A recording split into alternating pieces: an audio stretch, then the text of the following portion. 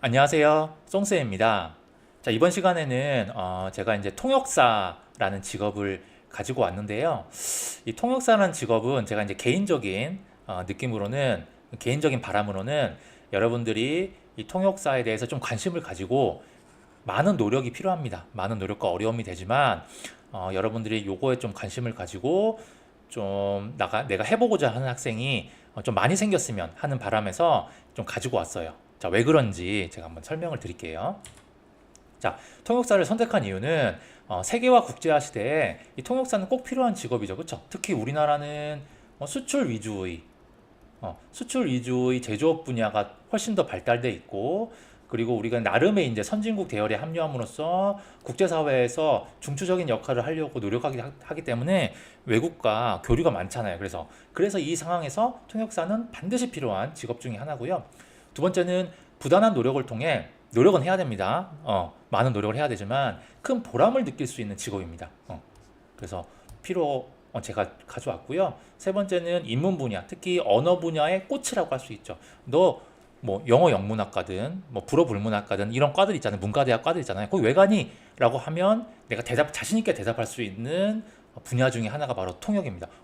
제가 통역사가 돼서 국제사회의 일원이 되고 싶어요. 우리 국가를 위해서, 우리 기업을 위해서 뭔가 하고 싶어요. 일조하고 싶어요. 라고 어, 자신 있게 말할 수 있는 분야가 바로 이 통역사가 아닌가라는 생각이 듭니다.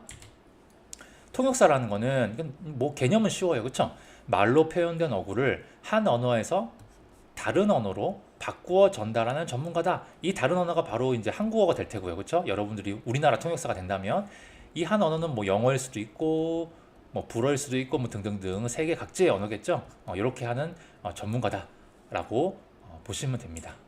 자, 통역사를 이제 분류를 해볼게요. 여러분들 잘 보세요. 통역사가 한 사람만 있는 게 아니라 전문 분야가 나눠져 있어요. 자, 첫 번째 보면은 수행 통역이라고 있습니다. 수행 통역. 이거는 뭐냐면 실제 말하면 일상적인 통역이에요. 그러니까는 사람들하고 다니면서 외국 사람들과 대화도 하고 뭐 어디 같이 가면은 뭐 필요한 얘기도 하고 하는 일상적인 통역. 그러니까 옆에 다니면서 그죠? 수행원처럼 다니면서 통역을 해주는 사람. 이게 이제 수행 통역이에요. 네, 두 번째는 관광 통역이다. 이건 알겠죠? 관광객들이 오면 그 관광객들한테 우리 한국의 문화재나 뭐 여러 가지 것들을 소개하면서 알려주는 통역사, 관광 통역. 이런 거 있고요. 이건 약간 문화적인 요소를 가지고 있죠. 관광 통역. 그 다음에 이제부터 좀 어려워집니다. 그러니까 여러분들 이렇게 갈수록 난도가 어려워진다라고 보시면 돼요.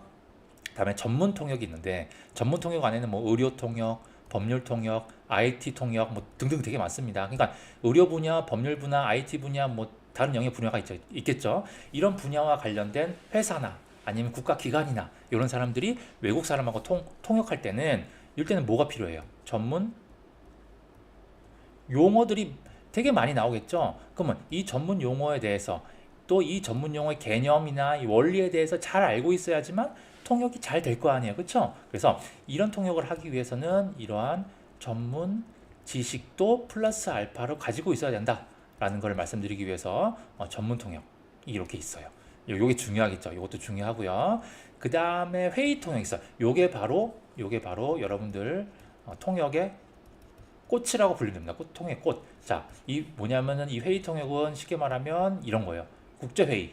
그렇죠? 국제회의 많이 하잖아요. 국제회의에 있어서의 통역입니다. 여러분들 이제 TV 같은 거 보면은 여러 국가의 정상들이 모여서 통역을 하고, 그 회의를 하면은 어떤 그 대통령이나 총리나 누가 대답하면 옆에서 막 바로 이렇게 통역을 해준 사람 있잖아요. 그 사람이 바로 회의 통역을 하는 사람이에요. 특히 이 회의 통역을 할 때는 밑에서 나오겠지만 동시 통역을 합니다. 그러니까 말하는 즉시 바로바로 통역을 해줘요. 그러니까 얼마나 긴장이 되겠어요. 대통령, 총리의 말 한마디가 통역을 어떻게 하냐에 따라서 뉘앙스가 달라질 거 아니에요. 언어에 따라 다르니까.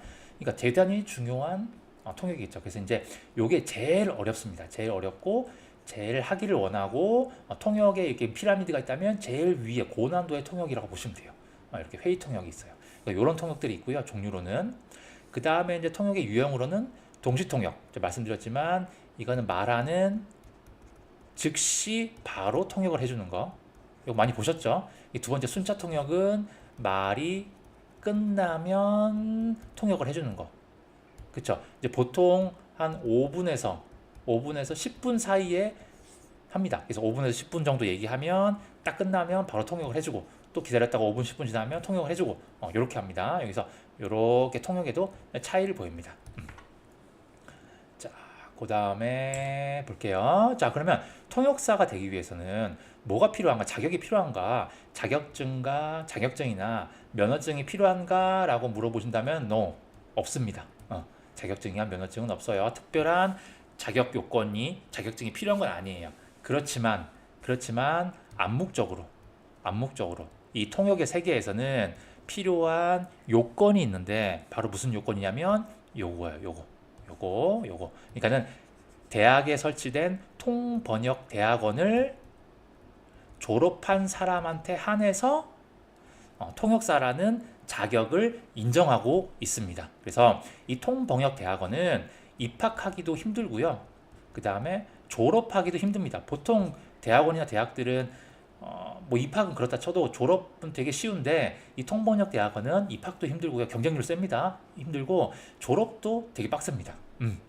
그래서 이제 통번역 대학원이 이렇게 전국에 이렇게 있어요. 요거는 뭐 전문대학원, 특수대학원이라고 하는데 뭐 그거는 이제 큰 분류는 할 필요 없이 어쨌든 이런 게 있는데 여기서 보시면 여러분들 여기서도 이제 등급이 좀 있습니다. 안타깝지만 한국외대가 최고. 그러니까 우리 이제 번역 분야에 있어서 한국외대가 다 잡고 있어요. 그래서 여기 들어가면은 기본 반 이상은 여러분들이 통역사가 됐다라고 보시면 돼요. 이게 가장 크고요. 가장 크고 가장 많은 전문 통역사를 배출합니다. 한국외대가 있고요. 그 다음에 2등이라고 하기엔 좀 뭐하지만 이화여대 통번역대학원, 그쵸? 이제 여학생들은 여기를 많이 갑니다. 이렇게 갑니다. 이렇게 두 개의 대학들이 이제 우리나라의 통번역 대학원을 좀 주름 잡고 있다라고 보시면 되고, 그 외의 대학들이 이렇게 있습니다. 이렇게 있고요. 그래서 이제 그러면 학부라고 하는 대학교는 어떤 과를 나와도 상관없습니다, 여러분. 대학은 어떤 과를 나와도 상관없고요. 대학원만 이렇게 가시면 됩니다. 이렇게. 그래서 오히려 제 생각에는 뭐 대학을 영문학과를 나와서 통번역 대학원 영어를 하는 것보다는 좀 다양한 과를 나와서 통번역 대학원을 가가지고 좀 머릿속에 다양한 문화, 다양한 지식들을 좀 갖춘 사람들이 통역사가 되는 게 저는 또 오히려 더 좋은 것 같아요. 자, 통역사의 현실을 볼게요. 평소 많은 훈련이 필요합니다. 다른 직종은 자격증이나 면허증을 따면은 어느 정도는 좀 안정된 생활, 좀 이렇게 좀 더 조금은 느슨한 그걸 할 수 있지만 통역사는 계속 훈련이 필요해요. 왜냐하면 매번 라이브잖아요, 그렇죠? 매번 라이브고 통역사의 말 한마디가 매우 중요하기 때문에 항상 훈련을 하고 긴장해야 됩니다. 그리고 이 통역사는 개인의 역량과 능력이 매우 중요해요. 통번역 대학원을 나왔다고 해서 능력이 천차만별이기 때문에 내가 능력이 좋고 역량이 좋으면 계속 인기 통역사가 되는 거고, 그렇지 않으면 뭐 일을 할 수가 없을 정도입니다. 이거는 통역사는 그렇겠죠? 가장 중요한 분야고요. 그리고 요 사전 작업이 필요하다는 말은 뭐냐면은 라이브긴 하지만 회의나 뭐 중요한 회의나 이런 걸 할 때 어떤 주제로 하는지, 보통 내용은 어떻게 될지가 사전에 나오잖아요. 요 사전에 나온 내용들을 통역사한테 미리 줍니다. 그럼 통역사는 이런 것들을 보고 미리 공부를 해놔야 되죠. 사전 지식이 있어야지만 실제로 통역할 때도 그 사람들이 무슨 내용을 할지 내용 파악이 되니까. 그래서 사전 공부도 필요합니다. 그런 의미에서 제가 적어놓은 거예요. 그래서 많은 훈련과 노력이 필요한 분야예요. 자, 통역사의 진로 및 취업을 보시면 첫 번째, 통역이 필요한 곳은 어디든 갑니다. 각 회사, 공기업, 정부, 외국과 상대하는 업종이면 어디든 취업 가능해요. 이 회사는 뭐 대기업일 수도 있고요. 중소기업 다 가능합니다. 그래서 이제 어디든 취업 가능합니다. 요거는 회사 취업이죠. 회사 취업. 그러니까 어디든 가능하고요. 두 번째는 통번역 대학원에 통번역 연구소라는 게 연구소가 있어요. 그래서 이제 어떤 경우가 있냐면 그 통역사가 없는 회사 같은 경우에는 이런 통번역 연구소에 통역을 의뢰합니다. 의뢰하면은 이 통번역 연구소에 있는 통역사들이 가가지고 통역을 해주죠. 이렇게 의뢰받아서 하는 연구소들이 있고요. 마지막 세 번째는 프리랜서. 보통 어떻게 하냐면 1, 2번에서 훈련을 받고 경력을 쌓은 다음에 프리랜서로 활동을 합니다. 그래서 프리랜서의 활동 비중이 되게 커요. 여러분들 TV에서 나오는 유명한 통역가들 있잖아요. 그런 사람들 다 프리랜서잖아요. 프리랜서. 그렇죠? 이 사람들 프리랜서이기 때문에 오히려 프리랜서 라는 비중이 더 높고 그만큼 본인의 능력이 더 큰 분야다라고 보시면 됩니다.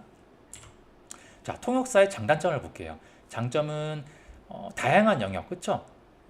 언어가 필요한 다양한 영역, 번역이 필요한 다양한 영역에서 활동하잖아요.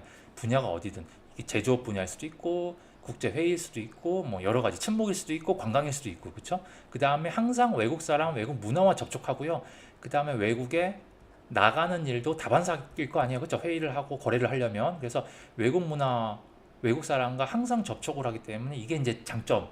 이게 이런 걸 좋아하는 사람은 괜찮습니다. 그 다음에 본인의 통역으로 인해 국가 간이나 기업 간의 회의나 거래 등 중요한 결정을 하기 때문에 그만큼 책임감도 있고요. 이거를 잘 수행해냈을 때 그만큼 보람이 다른 직업들보다 훨씬 크다라고 보시면 됩니다. 뿌듯함이 크겠죠. 그 다음에 본인의 역량에 따라 대우가 천차만별입니다. 내가 능력이 좋고 역량이 좋으면 그만큼 더 많은 돈과 더 많은 대우를 받겠죠. 그렇죠? 요게 포인트예요, 여러분들. 그 다음에 이거는 혼자 하는 거잖아요. 같이 하는 게 아니라 혼자 하는 겁니다. 내가 다른 사람들과 같이 협동하는 것보다 혼자서 뭔가 능력껏 나 혼자서 뭔가를 하고 싶다. 그런 걸 좋아하는 친구는 이 통역사가 최고의 직업이에요. 그리고 워라밸이 좋다는 말, 워라밸이 좋다는 말인데 이거 뭐냐면은 특히 이제 프리랜서 같은 경우 그렇겠죠. 그래서 내가 일을 할 때는 그것만 싹 일하고 끝나면은 좀 더 여유 시간이 많기 때문에 워라밸을 좋게 만들 수 있다라는 거고 이게 나이 제한 없습니다. 내가 능력만 있으면 나이가 들어서도 오히려 더 능숙하게 통역을 하고 또 문화나 이런 거에 대해서 더 능수능란하기 때문에 더 잘 통역을 할 수 있다라고 보시면 돼요. 연령 제한이 없다라는 거고요. 단점은 몸 컨디션을 최상 유지해야 됩니다. 그렇죠? 통역할 때는 몸이 아프거나 기침을 하거나 컨디션 안 좋으면 잘 들리지도 않고 얘기도 못 할 거 아니에요. 당연히 컨디션 최상 유지해야 되고요. 통역 환경에 따라 스트레스가 심합니다. 예를 들면 내가 통역을 하려고 가는데 그 말하는 사람이 언어 습관이 되게 안 좋아요. 막 이렇게 주절주절 얘기한다든지 발음도 잘 안 들린다든지 그런 경우 혹은 그 뭐 국제 회의나 뭐 그런 데 있을 때 소음이 많이 발생하는 경우 혹은 관중들이 막 시끄럽다든지 야유를 보낸다든지 박수 친다든지 환호한다든지 뭐 이런 환경 속에서 내가 잘 통역을 해야 되는데 그게 이제 쉽지 않다는 거죠. 그렇죠? 이런 거에 대한 스트레스가 있고요. 그 다음에 이 통역사는 계속적으로 공부와 연구를 해야 됩니다. 본인이 그쵸? 환경에 따라서 주어진 프로젝트나 상황에 따라서 통역을 어떻게 하는지 다르기 때문에 계속 공부하고 연구하는 거다라고 보시면 됩니다. 자, 연봉은 제가 물음표를 이렇게 해놨는데 그게 왜냐면은 천차만별이기 때문에 그렇죠? 본인의 능력에 따라 천차만별이고 보통 이제 기업에 들어가는 경우가 있으면은 그 기업에 따라서 연봉은 달라지겠죠. 대기업이면 더 많이 줄 거고 중소기업이면 좀 작게 줄 거고 정부로 들어가면은 뭐 공무원 연봉에 맞춰서 줄 거고 그렇기 때문에 연봉을 특정할 수가 없어요. 그래서 이렇게 적어놓은 거고요. 또 프리랜서가 많아요. 통역사는 그렇기 때문에 연봉을 제가 딱 잘라서 말할 수는 없고요. 이제 통역사 협회에서 정한 규정은 있어요. 가이드라인이 있는데 국제회의 동시 통역을 할 때 하루당 요 정도 최하 요 정도는 줘라 라고 그렇게 정해놨습니다. 그래서 하루에 한 90만 원 정도 90만 원, 100만 원 정도 줘라 라고 얘기하고 있어요. 자, 그러면 여러분들 통역사가 얼마 정도 벌 수 있는지 여러분들 이제 감이 오시죠? 이렇게 판단하시면 되고 전망은 당연히 세계화 국제화 시대에 외국과의 교류, 특히 우리나라는 더 그렇겠죠? 통역의 중요성 높고요. 그리고 통역을 전문적으로 할 수 있는 사람이 의외로 적습니다. 왜냐하면 이게 어려운 직업이기 때문에 계속적으로 공부를 하게 되고 그 다음에 부담감이 큰 직업, 프리랜서고 또 워라밸이 좋고 하지만 보람도 있고 깨우치는 것도 많고 그렇긴 하지만 부담감이 큰 직업이기 때문에 의외로 전문적으로 통역사들이 많지 않아요. 우리나라의 동시통역, 국제회의 동시통역 전문가들이 한 300명도 안 된다고 합니다. 그냥 그만큼 적기 때문에 여러분들이 제가 앞서서 설명했지만 이 통역사에 대한 관심을 가지고 좀 더 관심을 많이 가져줬으면 하는 바람이 그래서 있는 겁니다. 중요성은 더 크기 때문에 그렇죠? 그래서 대한민국의 중추적 역할을 하는 민간 외교관이에요. 그러니까 공식적으로 외교부에 속한 외교관은 아니지만 이 통역을 어떻게 하냐에 따라서 우리나라의 경제, 문화, 정치 모든 것이 결정되기 때문에 민간 외교관이다라고 제가 그렇게 말씀드린